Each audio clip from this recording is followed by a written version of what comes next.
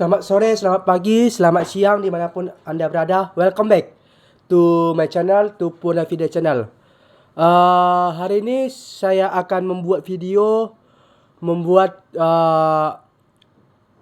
penjelasan tentang persiapan Piala Asia untuk timnas Indonesia pada tahun 2027 yang diadakan di Riyadh, Arab Saudi mulai tanggal 7 Januari sampai 7 Januari 2027. Itu pembukaan Piala Asia 2027. Jadi hari ini dalam video ini saya akan menceritakan atau menjelaskan Indonesia untuk persiapan Piala Asia 2027. Kita sudah mengetahui lawan-lawan kita untuk lawan-lawan berat di Piala Asia 2027 yang di-drawing pada tanggal 10 Januari pukul 1 pagi atau pukul 21.00 waktu Riyadh Arab Saudi, Saudi Arabia. Lawan-lawan kita cukup berat. Kita masuk di grup F. Di dalam grup F itu ada 4 negara kuat. Kita masuk grup neraka, yaitu Jepang, Qatar, Thailand, dan Indonesia. 3 lawan kuat yang berada di kawasan Asia, seperti kawasan Asia Timur, kawasan Asia Barat, dan kawasan Asia Tenggara sendiri, tetangga kita sendiri.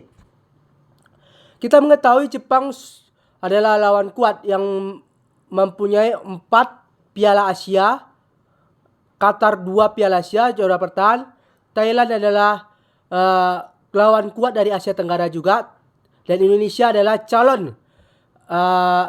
calon raksasa di Asia. Jadi saya akan melakukan dan menyarankan untuk Coach George Hartman dan Erick Thohir jajaran PSSI, Erick Thohir jajaran, supaya untuk mempersiapkan timnas Indonesia di ajang Piala Asia ini dengan matang, supaya kita dapat menembus 16 besar atau kalau bisa sampai final Piala Asia untuk 2027. Kita jangan takut, jangan mental kita jangan goyah dulu. Kita harus kuat. Kenapa? Kita mempunyai skuad yang bagus, bintang 5, mempunyai supporter yang fanatik, yang super fanatik, yang melakukan sorak-sorak timnas Indonesia selama 90 menit sehingga menghancurkan mental lawan di Arab Saudi.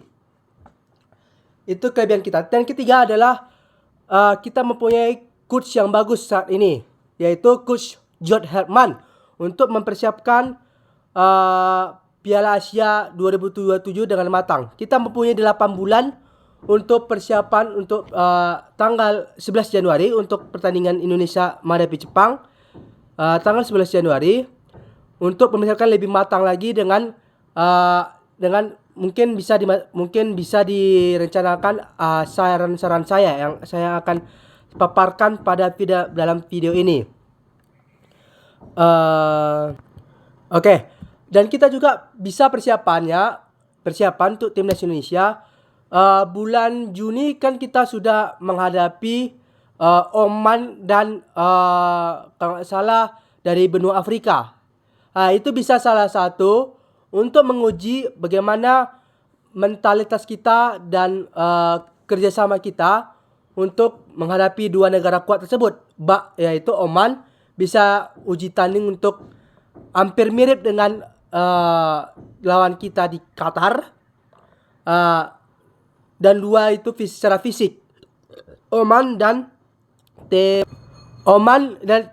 sudah ketahui lawan Oman dan Mozambik pada tanggal 5 Juni 2026 dan Mozambik pada tanggal 9 Juni 2026. Ini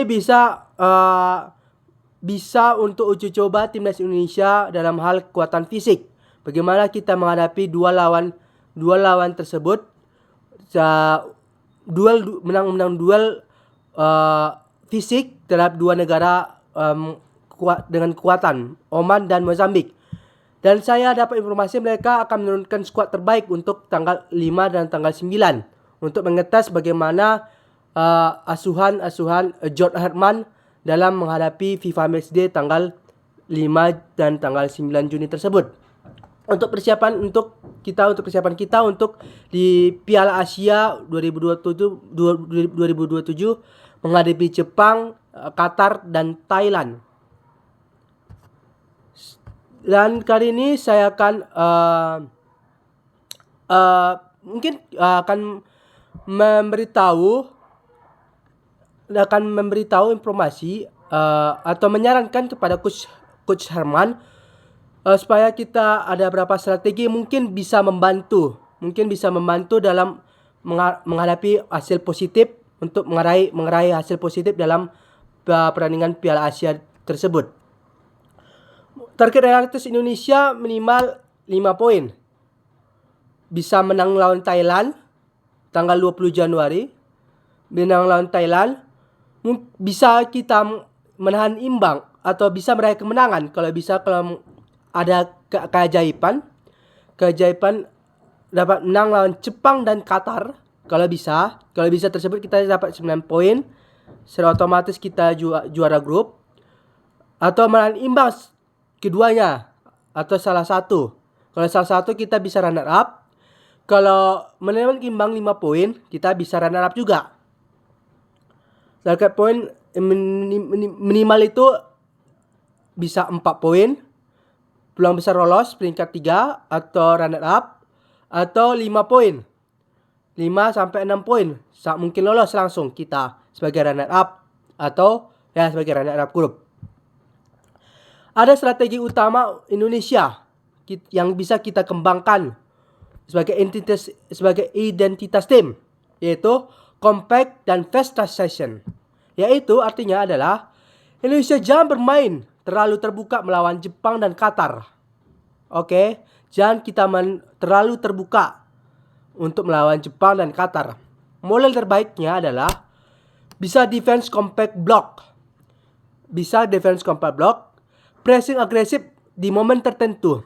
Kita pressing agresif di momen tertentu untuk menekan pemain-pemain Jepang dan Qatar. Counter attack cepat, kita bisa melakukan itu dengan Yakob Sayori di wing, Ragnar Ormagun yang memiliki kecepatan, Emiliano Jonathans yang di Excelsior mungkin akan pindah di Belanda dan di klub besar di musim berikutnya. Bisa juga dengan Sandy Walsh dengan kecepatannya, atau bisa juga dengan kalau bisa di plotman yang lebih besar lagi, Egy Maulana Fikri atau Witan Sulaiman di sisi sayap Garuda Indonesia. Kita mirip strategi dengan Maroko di Piala Dunia 2022 dan Uzbekistan saat melawan tim besar Asia. Kita bisa mengambil contoh dari dua tim tersebut. Dan Jepang di era lama saat menghadapi tim Eropa pada saat Piala Dunia tahun 98, 2002 sama 2006. Kita bisa mencontoh atau menduplikat atau mengambil sampel dari tiga tim tersebut. Saya akan formasi idealnya untuk menghadapi Jepang bisa kita gunakan strategi 5-4-1. 5-4-1 atau 3-4-2-1. Itu untuk menghadapi Jepang. Dengan tujuan, apa tujuan yang kita menggunakan strategi itu 5-4-1 atau 3-4-2-1? Yaitu dengan tujuan kita bisa tutup half space dari Jepang. Paksa Jepang main crossing. Kenapa? Karena Jepang melakukan crossing yang tidak menentu, kita bisa menang duel. Kenapa? Pemain Jepang tidak terlalu tinggi, itu pertama. Yang kedua, kita punya back yang tinggi-tinggi, yaitu Elkan Bagot, Jahit Ses, dan Mesligers yang mempunyai tinggi 1,90 cm, 190 meter tinggi back kita. Paksa pemain Jepang sama pemain Qatar itu, pemain Jepang khususnya itu melakukan crossing. Jangan biarkan mereka memainkan umpan-umpan pendek. Paksa pemain Jepang khususnya untuk melakukan crossing. Dan serangan balik cepat.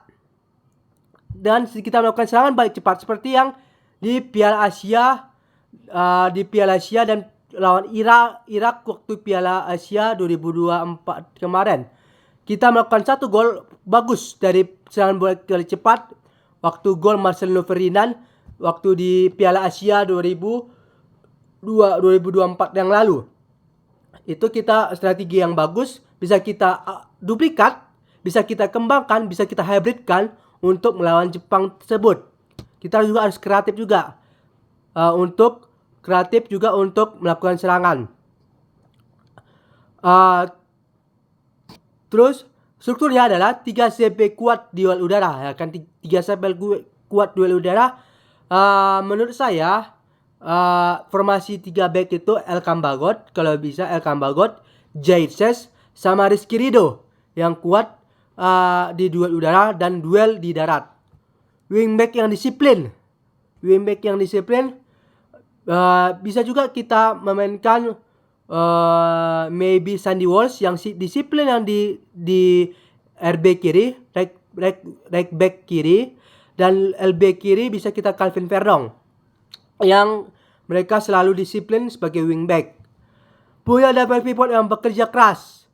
Double pivot maybe I can choose Justin Hubner.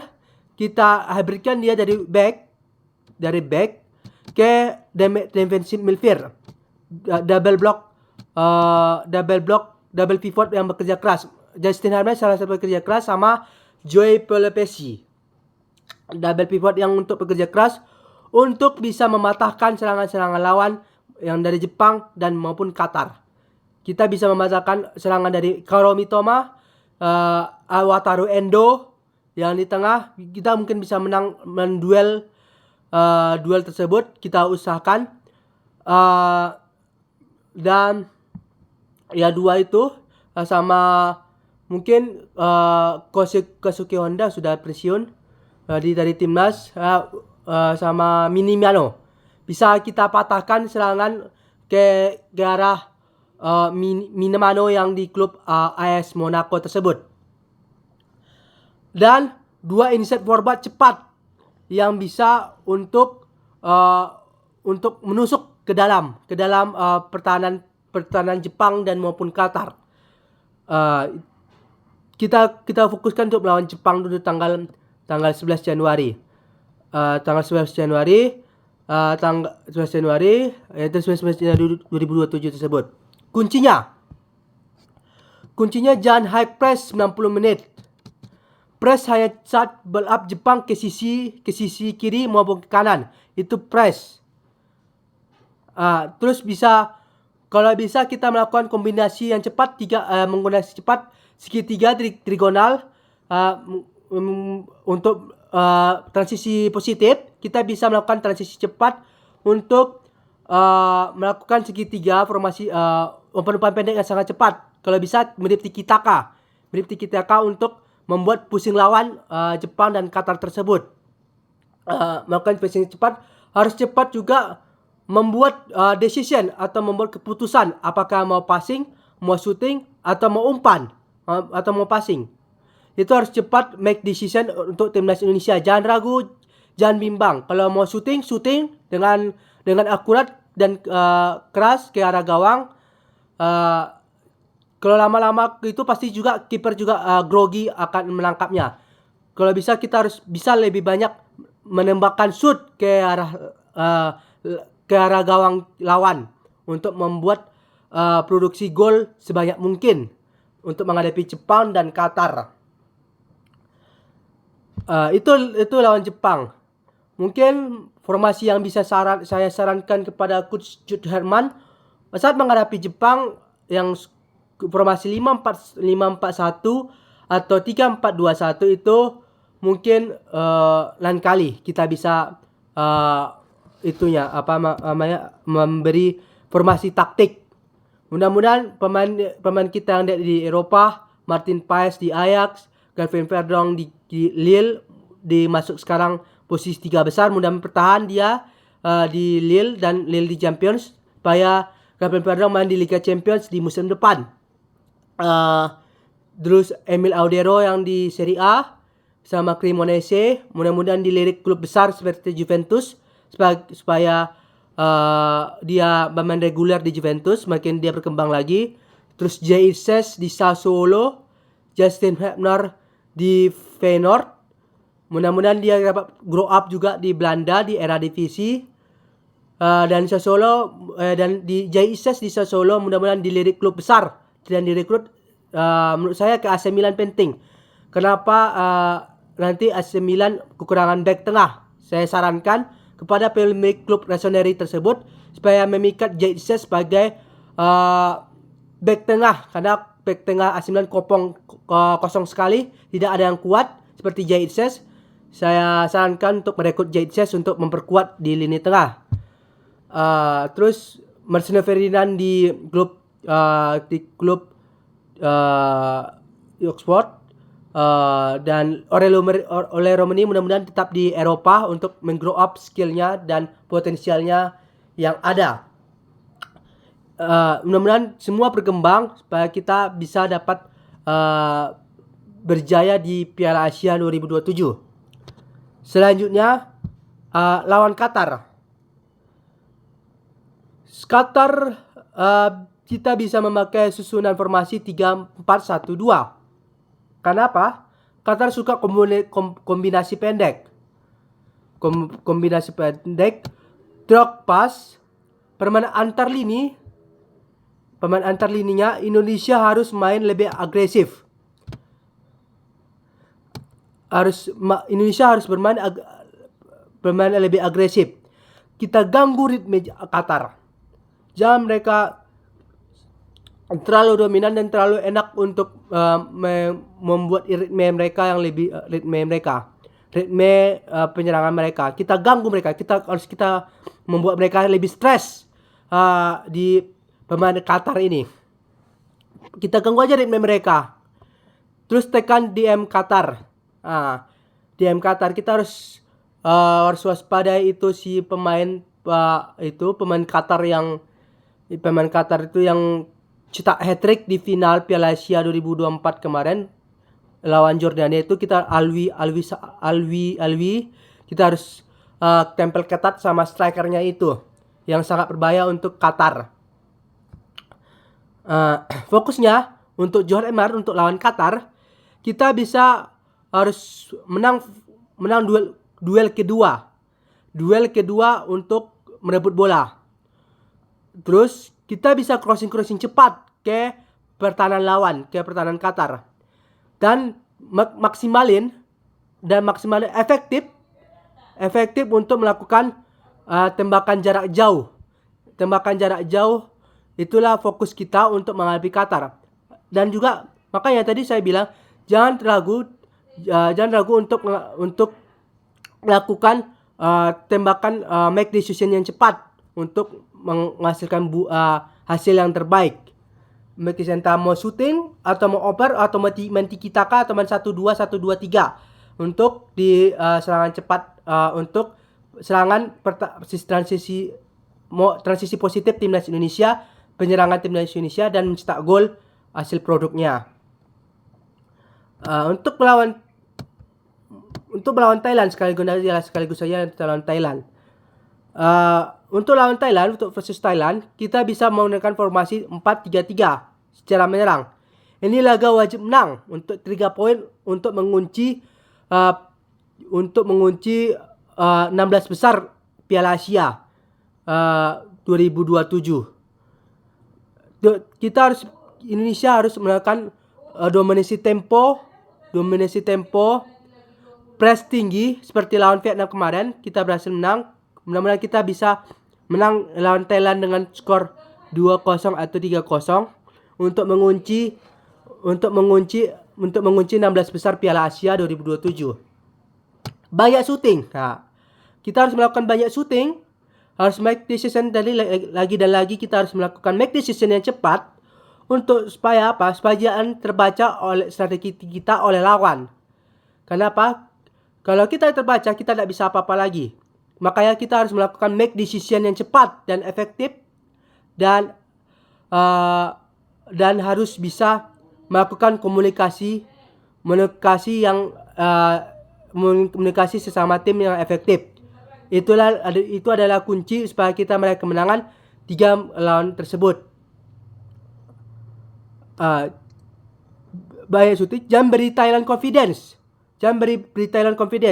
Kita mengetahui Thailand lolos di Piala Asia ini pada saat kualifikasi Piala Asia melawan Turkmenistan. Mereka mengunci Thailand mengunci kemenangan dan mengunci tiket Piala Asia 2007 saat menghadapi Turkmenistan. Jadi kita harusnya bisa mengunci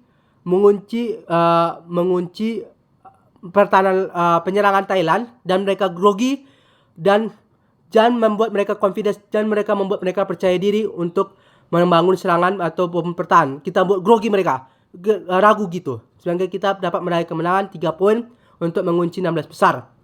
Dan taktik detail, dan Coach Herman harus melakukan taktik detail untuk menghadapi Thailand.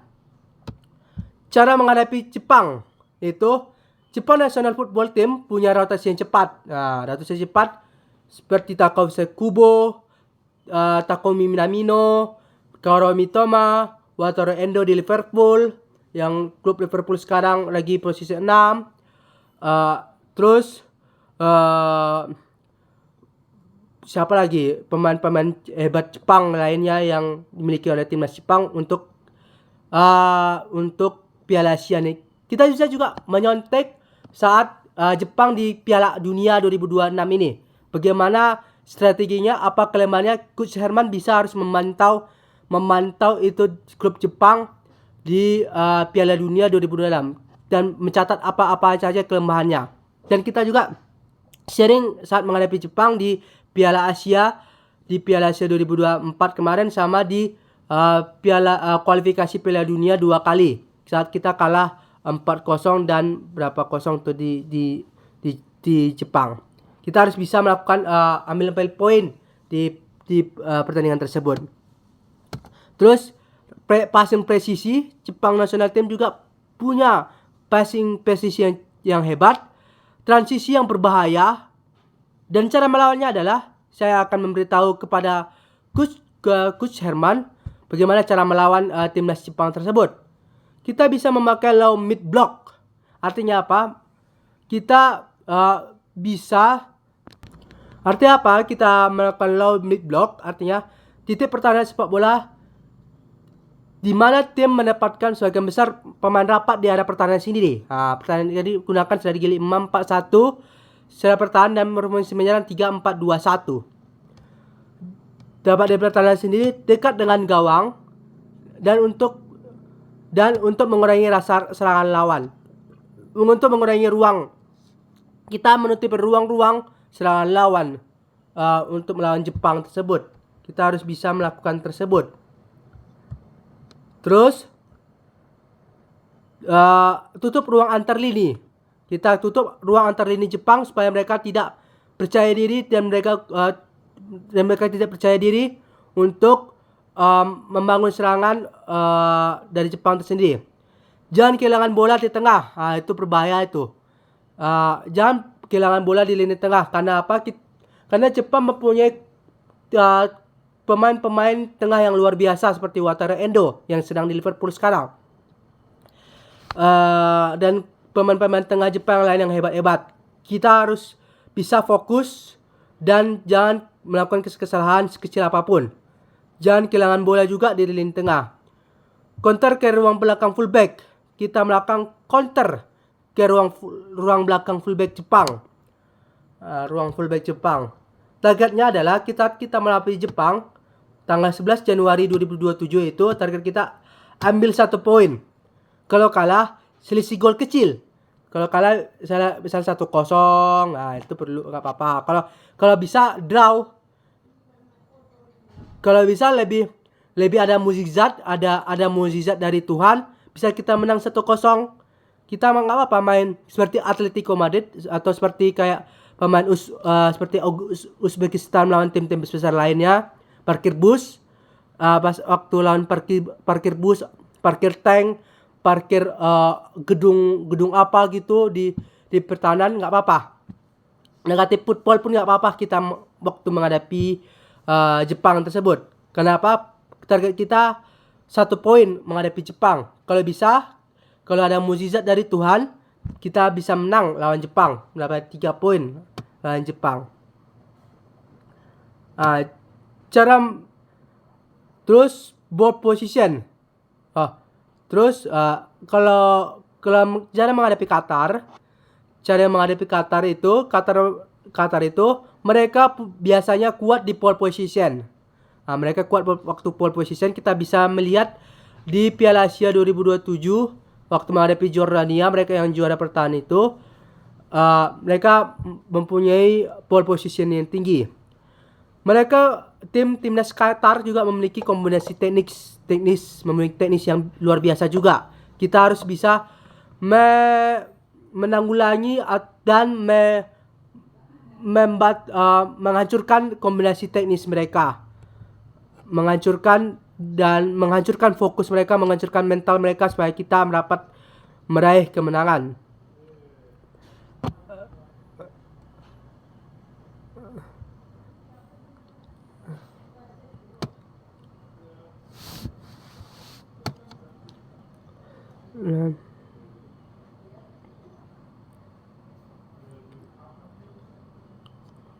Dan pemain timnas Qatar memiliki pengalaman turnamen. Cara kita melawan timnas Qatar pada tanggal 16 Januari 2027 adalah press DM mereka. Alfif, pemain timnas Qatar, pemain timnas Qatar, kita press DM mereka. Main fisik, kita harus bisa main fisik menghadapi timnas Qatar tersebut. Tapi jangan terlalu kita harus main pintar, cerdik gitulah, main cerdik untuk main fisik. Crossing cepat dan manfaatkan set piece. Qatar kadang kesulitan menghadapi tempo tinggi ya. Kita harus juga melakukan tempo tinggi untuk menghadapi Qatar tersebut. Duel fisik intens untuk menghadapi melawan mereka. Itu Qatar. Selanjutnya Thailand national team bisa ditekan. Sangat teknikal tapi bisa ditekan. Indonesia harus main cepat dari awal. Banyak duel fisik, pressing tinggi 20 menit awal, cari gol cepat. Target menang 2-0 atau 3-1 saat menghadapi Thailand. 2-0 atau 3-0 untuk menghadapi Thailand. Ada juga itulah strategi dan suggestion dari saya untuk kepada Coach Herman dan tim dan Erick Thohir untuk bisa mempersiapkan timnas Indonesia di ajang Piala Asia 2027 ini. Kita punya 8 bulan sebelum tanggal 11 Januari 2027 dalam menghadapi Jepang. Mudah-mudahan ini bisa diambil poin-poinnya supaya kita bisa juga dapat menerapkannya dan dapat kalau bisa untuk mengembangkannya, mendevelopnya lebih baik lagi dari saran saya untuk menghadapi klub-klub, kalau bisa ini klub neraka. Kita sudah kualitasnya sudah di Asia sekarang. Kalau bisa naik lagi nanti ke dunia untuk bisa menghadapi tim-tim raksasa Asia tersebut seperti Jepang dan Qatar ini.